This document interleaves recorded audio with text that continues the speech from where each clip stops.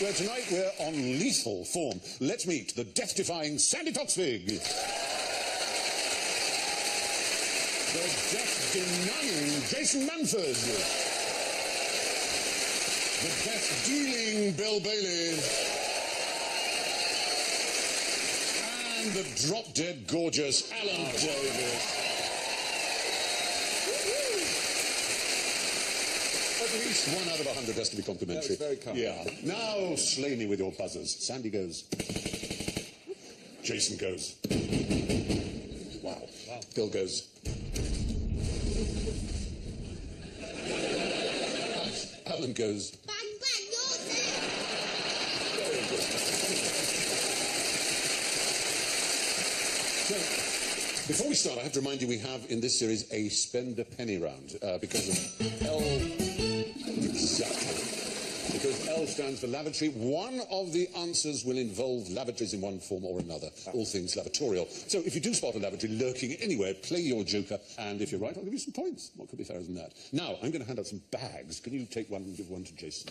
Sandy there. And you've got yours, I think, already, haven't you? Now, you should have a bottle with a cork in it. And I want you using the bag and the bottle to get the cork out of the bottle. You can't break the bottle, obviously. Are these are the ones we use when we go dog walking? Yes, they are. They're pretty stupid ones. Exactly. Are they? Yeah, but they haven't been used. I promise you. I was going to use the... Oh, so Sandy's looking promising. That's definitely the right idea, is to blow down the bag. But try, I think you need a little bit more down the bottle. As much as you can get. You might use your pen to push, as long as you don't tear the bag. Oh, it's exciting. I don't know what I'm doing. No. All right, that's my catchphrase. I'm just copying what Sandy's doing. Sandy. Oh, Sandy, yeah. Line it up. If you can line it up, it's going to go, I think. If you can, it's so close.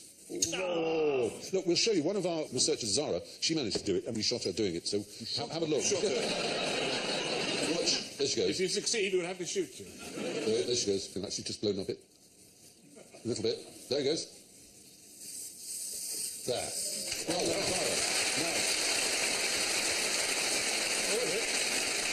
Oh, nearly. You didn't blow enough to provide enough suction. That's the key. Oh, yeah. Get the bag.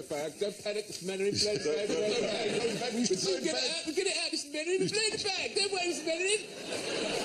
See that it's there. Don't panic. We're blowing the bags out. See if you can do it. I don't know what I'm doing. Yeah. We don't want to stretch the... I think it's there. You've got it? Yes! Brilliant. Now, you haven't got the pressure though. Okay, pop them water. Very much one way to do it. No, but what's really interesting about this is how will this save possibly millions of lives, this trick? It's not to do with the stent thing, is it? Isn't when they blow up a little balloon? No, it's not. It's getting corks trapped.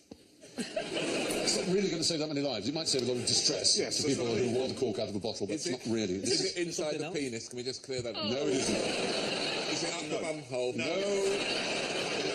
the ear. People sticking corks in their ear. No. Is it a common condition? It is, in the third world especially, a very common condition, and one that causes millions of deaths a year. And that's childbirth fatalities, because of breech births and being stuck and so on. And it took an Argentinian mechanic who saw a video clip of the trick. His name was Jorge Odon, and he thought, His name really was Jorge? No, Jorge. It was Jorge. George in Spanish. Yeah, okay, I like that. His name was Corky. Corky Odon. And he thought that would work on babies. There's already a sucker is used. Yes, but I just want to be clear. So you're having trouble giving birth, and a mechanic comes along with a plastic bag, pushes it in, and then goes, I'm just going to blow. That's pretty much... Don't worry, I've seen the video. It's exactly right. And the obstetrician he showed it to thought that he was on some hidden camera show and that it was a trick and he was going to be made an idiot of. But he realised that it was a fantastic idea. Because before then, do you know the device that is used to try and pull babies out? Or the forceps. Well, the forceps is the real one, but like the more common one now is the one on the right.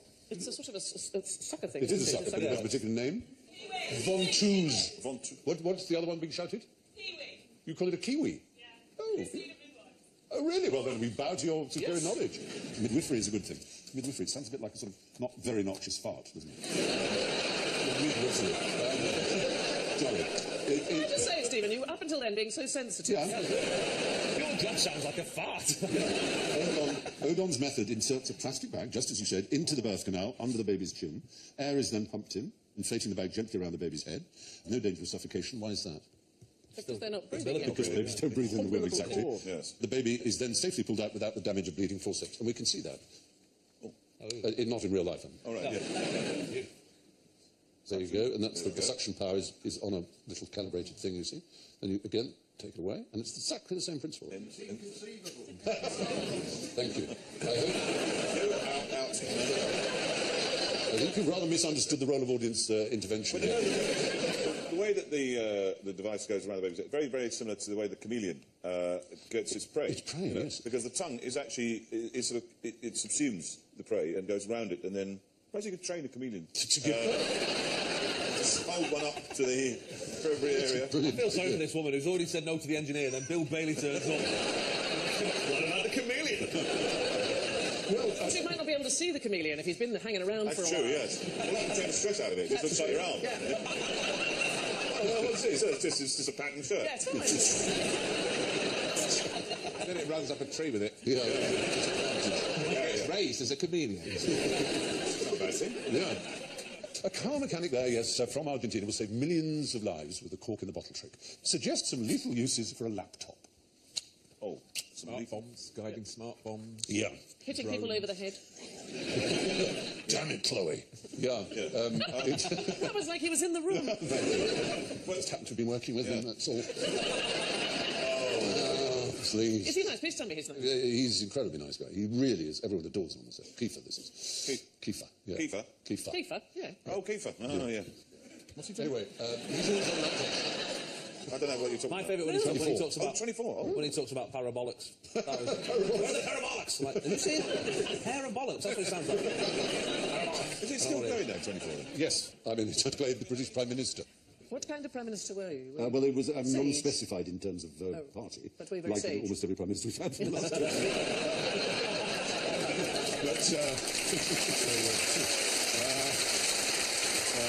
Is it really over-the-top London, though? Is it like, Chloe, I forgot my Oyster card! It is all I'm at Spinningfields! The engineering works. Well, a bus replacement service. Already on the satellite. The driver hasn't got a clue where he's going. What's the best way from Kensal Rise to Ladbroke Grove? You can't use the Harrow Road.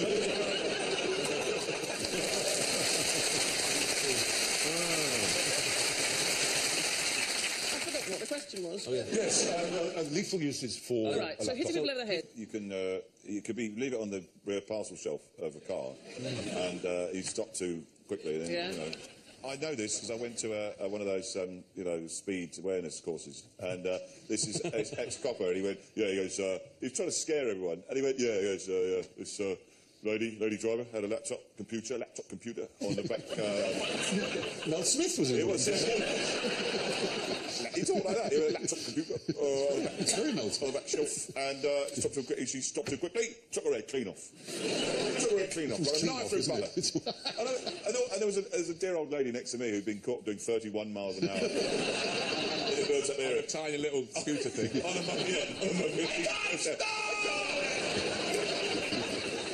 You'll have to go to a work. Yeah. She went this way, and she grabbed my hand and went, oh my God! Like that. And of course, I can't imagine. No, actually, we're in Australia, and it's a programme that's written on the computer. virus. It's nothing to do with the Wi-Fi, is it? Is that... do they No, not- no, it's a specific programme written by a specific person in order to help someone do something that will end their lives. Is it some euthanasia? It's a euthanasia programme, yes. There's an Australian doctor called Dr. Death, obviously, as they always are, and he's rigged up this injection system to a laptop, and you have to answer 3 questions. You have to be sane and smart enough to answer the 3 questions, yes, positively. Do you know what they are? Yes, I have them for you. Okay. 1. Are you aware that if you go ahead to the last screen and press the yes button, you will be given a lethal dose of medications and die? So they're not difficult questions. Also, I thought it was going to be things like... They are. you know, I What scroll year through- was the I Battle of scroll- Cressy? Yes. Yeah. I scroll through a lot of these and just press accept.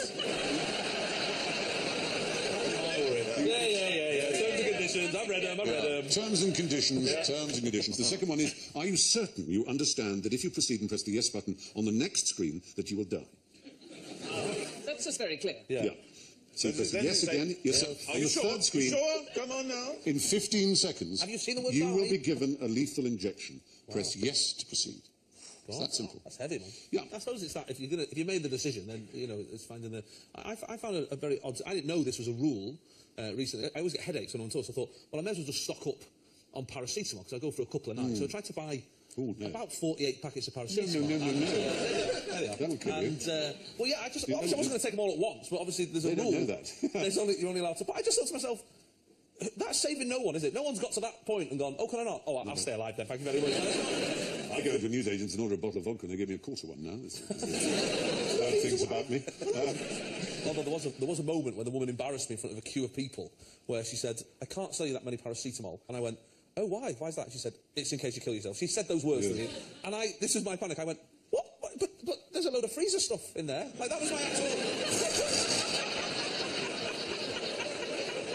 That was the logic, Keep it trolley there, there's some long life milk. Why am I going? Why am I going? Didn't come back. Didn't go waste that. Findus crispy pancakes. There's a Solero in there. I've got so much to live for. Very good. Anyway, yes, this happy little fellow is about to kill himself. How? You recognise that? It's about to And he's about to kill himself. He is, by doing something which nature impels him to do, which is a suicidal thing to do. fling himself off a cliff. Oh,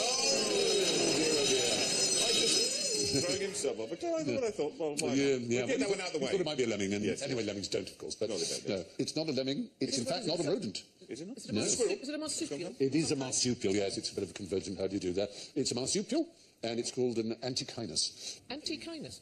Well, what are the natural things? It's either going to eat something, or it's going to drink something. What do animals live to do? They live to eat in order to Procreate. survive long enough to procreate, to pass on their genes. So is there some naughty sex thing? It's about to have sex, and that is, for it, suicide. They go on an extraordinary shagging spree. I mean, it is quite unbelievable. I have to give you the details because they're pretty amazing. It's semilparous, which means it only does it once. And it's about 12 hours on the job with one female before moving on to the next. Doesn't eat or sleep, just keeps going in a testosterone-driven frenzy. Oh, never mind about him, that poor female. Well, that's on the next one, on the next one. 12 hours? Yeah. She must To be get- chafed. To get the necessary energy, the males' bodies strip themselves of all their vital proteins and suppress their immune systems. By the end of the fortnight, they're physiologically exhausted, bald, gangrenous, ravaged by stress and infection, and keel over and die. Wow. Russell Brand, take note.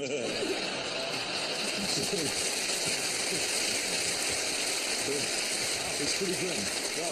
It sounds like Henry VIII at the end of his life, It doesn't it? does, somewhat. It is, you bet. Does this happen only once then? Yes, semilparous once. It's like So they're semil was dead once. before the children arrive, Very much so, and that, some people think, may be the reason. just to But in get fact- out of childcare. Bear the thought of it. Or if you give it a better gloss, it's in order Food. to leave more food for their children. So 12 hours and then another 12 hours. Yeah, this lasts for a fortnight, apparently.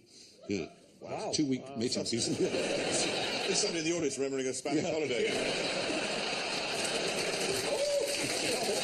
Candlemas, 1982. Oh, that was a party. Now, if you had to fight a duel, which weapon would you want your opponent to choose? A, hot air balloon, would that please you? B, a billiard ball? C, a sword? Or D, a sausage? Sausages are fairly non-lethal. You'd See, say I would sausage? think you could get terrible food poisoning Yeah, from the that's sausage. Yeah, but Well, we do have history on our side, so we can tell a story about the sausage. There was a scientist, a very eminent scientist, who was rather liberal in his ways, who lived in Prussia, and who was the great leader of Prussia, who basically unified Germany and was what we would call prime minister, but he was the minister-president of Prussia. Bismarck. Von Bismarck, exactly. And this German pathologist, who was called Rudolf Virchow, so opposed the mighty armaments program that Bismarck had started that he enraged on Bismarck, who challenged him to a duel. So because he got to choose, this doctor, who was the first man to isolate the pathogen behind pork that had gone off, which is called Trichinella spiralis, said, OK, the weapons will be sausages, one of which would be poisonous, toxic, as you say, with this agent, this pathogen. So he challenged him to a breakfast, essentially. And Bismarck didn't like the idea, so called the whole thing off, which the challenger has the right to do. so it's a sausage roulette. Yeah. Yeah, basically. Sausage roulette. Yeah, but with only two. And so you had a 50-50 chance of dying, so that's a pretty dangerous duel. sausage duel. So, moving from the sausage to the balloon, the Monsieur Grandpré and Monsieur de Pique. We're going to get quite French because you know what they're like. In 1808, there was a dispute between these two over the affections of a young woman. They took to the skies in separate hot air balloons, each armed with a blunderbuss. De Pique shot first and missed. He had the first shot and he missed. There's a moment, isn't it? Grandpré then fired at de Pique's balloon and punctured it, sending him and his second down to their deaths. Wow. 2,000 feet above Paris. So balloon, pretty damn dangerous. There's only one example of a billiard ball duel that we've been able to discover. That took place between a Monsieur L'Enfant and a Monsieur Melfond. They fell out over a game of billiards, not surprisingly, and so they used what was to hand, billiard balls. Presumably it was carom if they were French. And they decided to resolve their difference by pelting each other, one after the other, with billiard balls. They drew straws to see who would throw first. And Melfond won, and he warned his opponent he would kill him with a one single strike, and he did. Straight between the eyes. Wow. Dead. Wow. Yeah. That's... And he probably went, I was joking. I'd actually hit you. Why didn't they use the cue? That would have been a... Yeah. So of all the weapons we've described, probably the safest is the sword, because in duelling, all you have to do is get the draw first blood, as the phrase is. So you literally have to pink someone, just give them a little scratch, and it's called off by the seconds. Well, you got him. So, there we are, duelling. Now, why was a pint of best in 19th century Norfolk? Just what the doctor ordered. Oh. Has it got something medicinal in it? It sure has. Poppies. Obviously. Not heroin. Heroin wasn't discovered. I'll take a heroin beer, please. Not heroin, but No wonder opium. Norfolk is kept to itself. Yeah. Heroin needs a little bit more chemical skill than they were able to show in more Finland. Breaking Bad. Yes, basically. And they've been having this stuff for ages and ages and ages. And then, in the 19th century, laudanum became very popular. Laudanum is a tincture of a small amount of opium. Queen Victoria loved it. And they loved it in Fens. And they had it with beer. So they'd have poppy stuff in their beer. There was a period called the Great Binge, and it was really from sort of 1880s to the outbreak of the First World War and the banning of absinthe in France. What a time to be alive. Yes. As I say, Queen Victoria was addicted to laudanum. She had To laudanum. be wealthy and idle in the great bin. Yes. It was something. They're talking about Wetherspoons right now, aren't they? Anyway, in Finland, they drank a lot of beer with their own poppies in it. Basically, Norfolk and Lincolnshire consumed over 5.5 tons a year, which was basically more than the whole country put together. Yeah. It hindered the development of the region. It might have done. It was known as stuff or best, and yeah, basically it did. Got your stuff? Yes. In the 19th century, being an opium addict was normal for Norfolk. Nowadays, we're told that even sugar is a deadly poison. But are sugar-free sweets good for you? They give you the runs. Honestly, if you are at all stuffed up, 2 sugar-free sweets, you'll be singing. I don't know why. Well, I ought to warn you that you have missed your splendid penny chance. That was it. It's all about... It's too late now. Yes, Oh, never mind. Yeah, it's Lycosin, which can have a mildly or moderately laxative effect. That's if you take a few of them. On the Amazon page where they sell sugar-free Haribo gummy bears, it clearly warns may cause stomach discomfort and or a laxative effect. The same page has over 250 comments. Stomach discomfort turns out to be a massive understatement. Oh, yes. Gastrointestinal Armageddon. Calamitous flatulence. Trumpets calling the demons back from hell. That's the noise, exactly. I'm just adding some noises to the story. Guttural pronouncement so loud it threatened to drown out my own voice. And flammable liquid napalm extruded. Those are some of the milder comments. I've never known anything like it. I got some butterscotch sweets, and honestly, I You had thought 2, and I was thought it was enough? a good way to help me lose weight, and it did. And now for the lethal concoction of toxic misapprehension and venomous disinformation that we call general ignorance. So figures on buzzers, if you please. Right. Name a non-venomous snake. Yes. The grass snake. Oh, what? We thought you might say that. Well, clearly. Yeah. Very quick on the timing, by the way. All venomous, but just not very. Yes. All snakes are venomous. Recent discovery by a man you know you can trust because of his name. He's called Professor Brian Fry. University of Queensland. And in 2013, he showed that even snakes that kill by constriction have venom in them, and it's been repurposed to create a sort of lubricant to help swallow the huge things that constrict to swallow. But it still contains small quantities of venom. Fry comments, I find that very odd saying that. Their toxins are the equivalent of a kiwi's wing or the sightless eyes of a blind cavefish, defunct remnants of a functional past.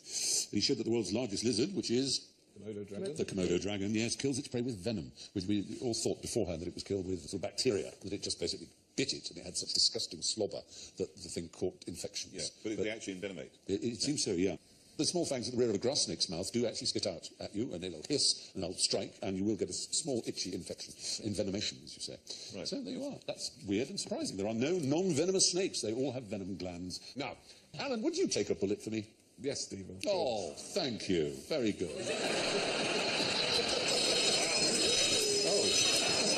Sorry, no. No, you wouldn't. Because you couldn't. I mean, that's to say, in the standard way it's done. The diving in front of someone, you can't take a bullet for someone. Well, you'd have to anticipate. Couldn't move fast You'd enough. have to anticipate in such an incredible way. Accidental, act of- Accidentally would, because of course the bullet goes at 1,000 feet per second. That's from a handgun, 700 miles per hour. That is. So the notion that the Secret Service are going to throw themselves in front of the president is just silly. Well, it has happened. It happened in the case of Only John pretty- Hinckley, who had a pop at Ronald Reagan in 1981. Oh, that's it, exactly. This is how I would do it. I wouldn't use my head. No, very sensible. I'd use my Your arse. I would use that. Use Bill. Supplementary question. Why do people fall over when they've been shot? It's just been shot.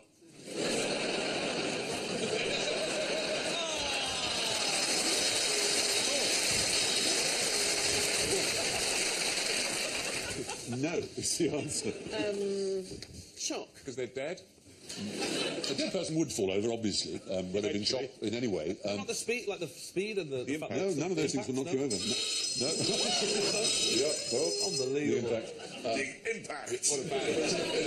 It's I a new banged thing. my head on the fireplace the other day and I fell over. That would do it. Wait, is this a lavatory question? No, No, I don't. because they've seen it done in movies. So in the Wild West, when they had a shootout, and because they'd never seen a cowboy film, people just carried on standing. Yeah. Most people, when they're shot, don't know they've been shot. Right.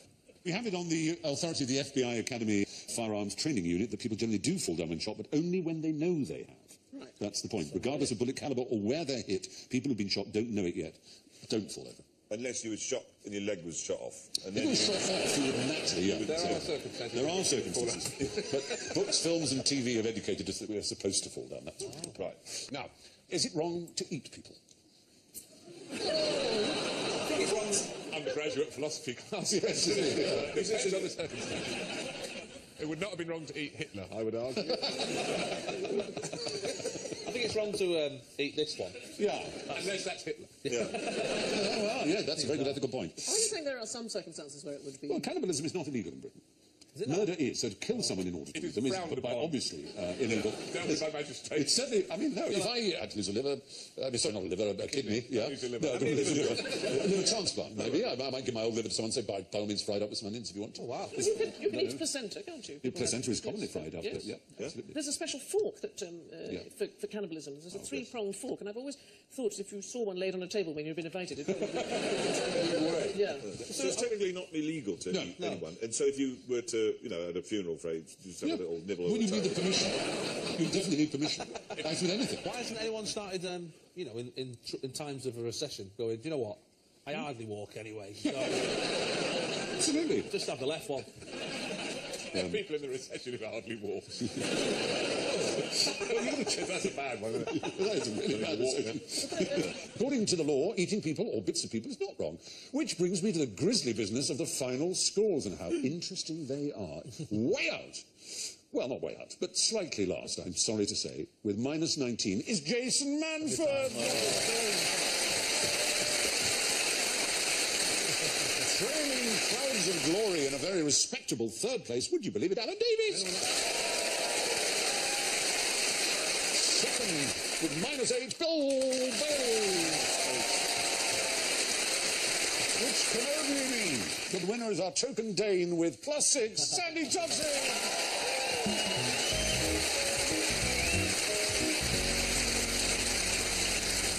And with that, it's a big thank you and good night from Sandy, Jason, Bill, Alan and me. And we leave you with the last words of the poet Richard Savage, who died in 1743. I have something to say to you, sir. No, 'tis gone. Good night.